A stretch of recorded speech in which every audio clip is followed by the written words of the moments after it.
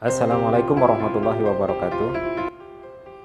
Sahabat Indonesia, kali ini saya ingin berbagi sedikit pengetahuan tentang pentingnya membaca.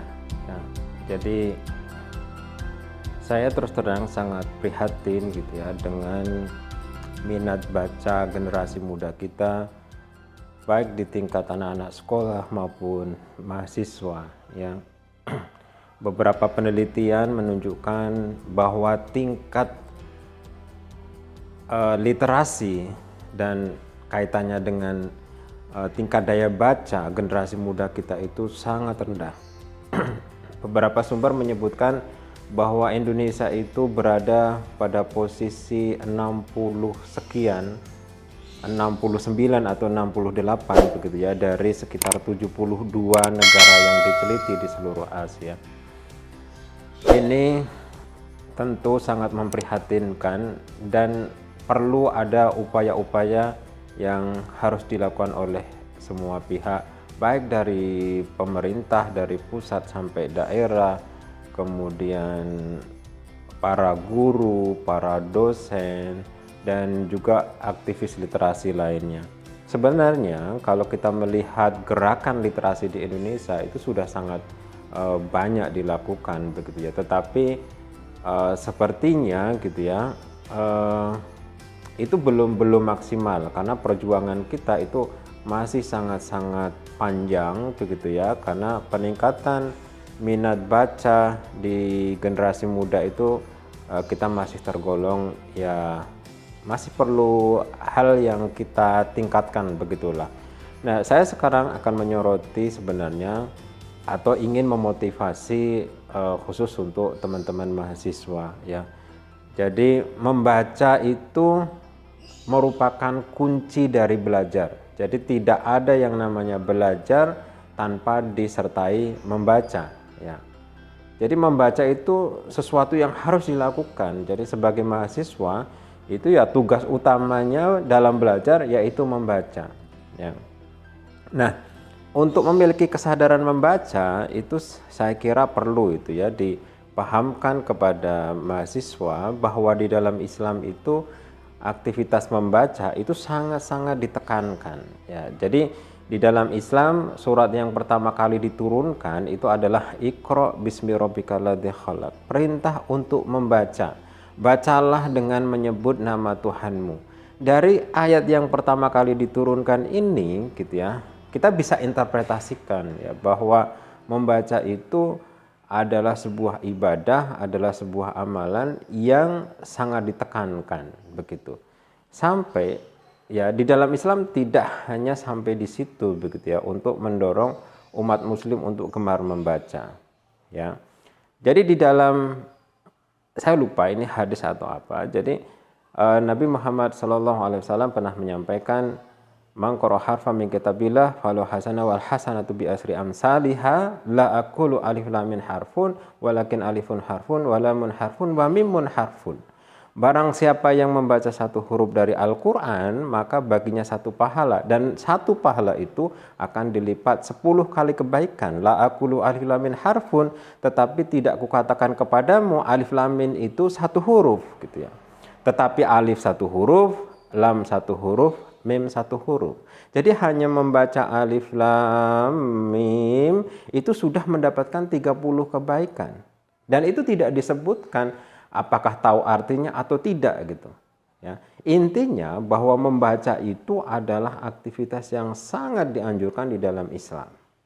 Nah, sekarang pertanyaannya, kalau kita sebagai muslim dianjurkan untuk banyak membaca, sekarang berapa jam kita mengalokasikan waktu hidup kita di dalam setiap harinya atau di dalam setiap minggunya itu untuk membaca buku ya.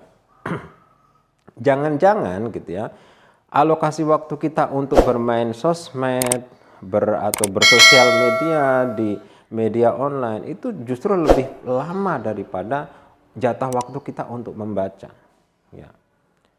Saya ingin mencontohkan kalau zaman saya gitu ya belajar gitu ya, mungkin ya mengikuti perkuliahan di dalam kelas itu ya tidak bisa seutuhnya menerima semua yang disampaikan oleh dosen di dalam kelas ya. Karena itu tidak cukup gitu. Selain waktu yang sangat terbatas interaksi dengan dosen gitu ya. Itu ketika di kelas itu kan tidak seutuhnya full itu ya, dosen bisa memberikan semua materi yang yang kita butuhkan gitu di dalam proses belajar mengajar itu. Ya mungkin hal-hal tertentu kaitannya dengan teoritis oke lah gitu ya. Tetapi hal-hal yang sifatnya dengan pengetahuan yang sekarang ini semakin kompleks gitu ya, itu dibutuhkan upaya-upaya yang lebih keras, salah satunya yaitu dengan membaca buku referensi. Makanya ketika saya mengajar, saya selalu menyampaikan satu mata kuliah gitu ya. Kalau mata kuliah itu teori seperti teori sastra, sosiologi sastra, kritik sastra dan lain-lain, itu saya selalu menyampaikan minimal 5 buku yang saya tawarkan ya. Nah, 5 buku ini kalau dalam satu semester kan dosen tidak mungkin yang membahas 5 buku itu dalam waktu satu semester. Nah, kapan mahasiswa bisa menyerapnya? Mahasiswa harus membaca sendiri ya.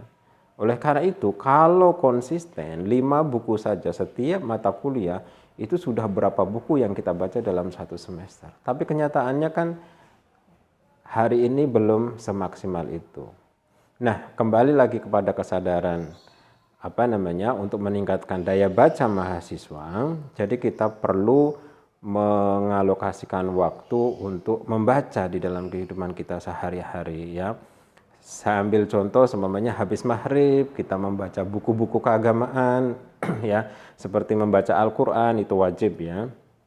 Ya meskipun tidak konsisten setiap hari, minimal kita mengalokasikan waktu untuk membaca setelah maghrib, baca Al-Qur'an, kemudian baca-baca buku keagamaan sampai Isya gitu ya. Kemudian sehabis Isya mungkin maksimal katakanlah kita batasi sampai jam 10 kita membaca pelajaran gitu yang tadi siang atau paginya kita pelajari di kelas begitu. Kemudian ada waktu lagi pagi gitu ya, bangun pagi setelah sholat subuh kita mengalokasikan membaca buku pelajaran yang akan kita pelajari di pagi hari ya. Kita juga bisa mengalokasikan waktu-waktu kosong di luar kuliah, di luar mengikuti organisasi begitu ya. Dalam seminggu itu kan pasti ada waktu-waktu senggang atau pada waktu dosennya tidak hadir atau berhalangan hadir. Itu bisa dialokasikan untuk membaca. Sekarang fasilitas membaca itu sangat mudah ya, dari aplikasi seperti EndNote, Mendeley, kemudian juga bisa baca di website secara online di HP begitu ya.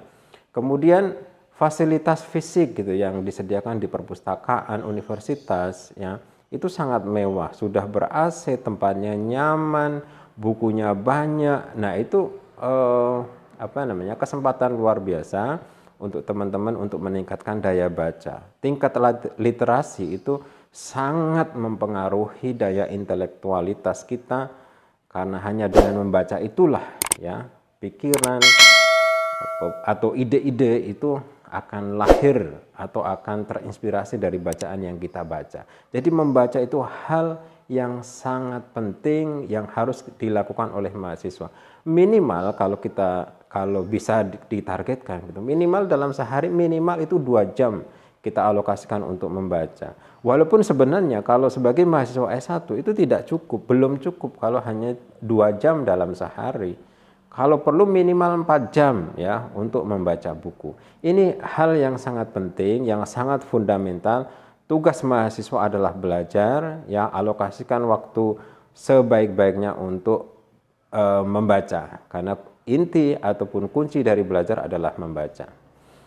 Demikian yang dapat saya sampaikan, mudah-mudahan memberikan manfaat untuk kita semua. Mohon maaf jika ada kekurangan atau kekhilafan.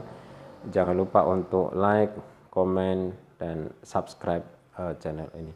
Assalamualaikum warahmatullahi wabarakatuh.